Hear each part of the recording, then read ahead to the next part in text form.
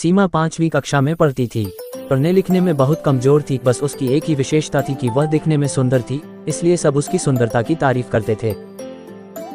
सीमा को इस बात का घमंड हो गया और वह ऐसी लड़कियों से नफरत करने लगी जो सुंदरता में कुछ कम थी।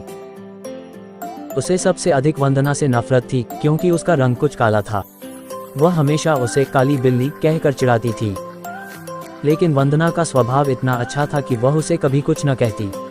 वंदना बड़ी भोली भाली लड़की थी, पढ़ने लिखने में बड़ी होशियार थी। सभी अध्यापिकाएं उसे बहुत प्यार करती थी। घर पर भी माँ उससे बहुत खुश थी। हर काम में माँ को सहयोग देती।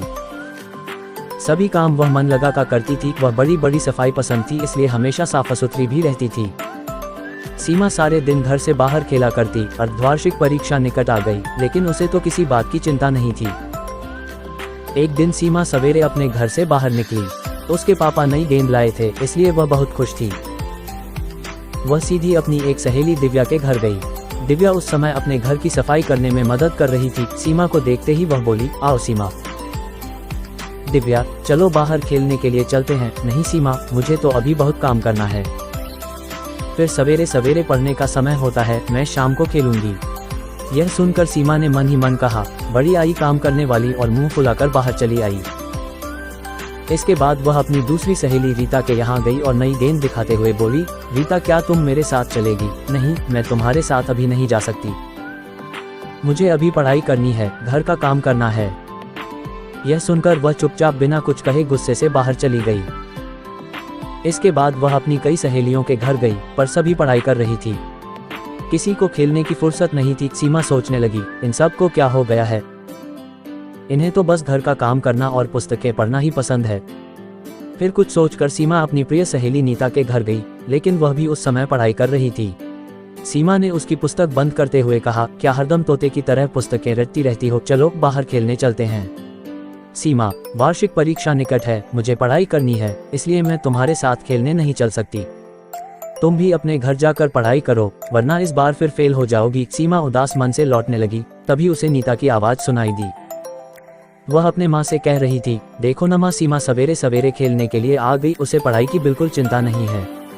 मैं अब उसके साथ नहीं रहूंगी। जब देखो तब वह अपनी सुंदरता की चर्चा करती रहती है। माँ, मुझे तो वंदना बहुत अच्छी लगती है।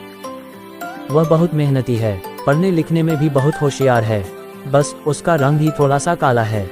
यह सीमा तो उस बेचारी को काली बिल्ली कहकर चिढ़ाती रहती है।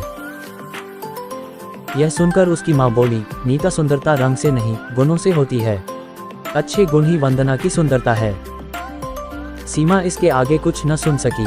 वह चुपचाप अपने घर की ओर जा रही थी, लेकिन तभी रास्ते में केले के छिलके पर उसका पैर पड़ गया। वह फिसल गई। वंदना अपने घर के बाहर खड़ी थी। उसने सीमा को गिरते देखा तो तुरंत दोनों हाथ पकड़कर उसे बड़े प्यार से उठाया। यह देखकर सीमा की आंखें भर आई। वह मन ही मन सोच रही थी कि वह वंदना से कितनी नफरत करती है, लेकिन वंदना के मन में उसके लिए कितना प्यार है।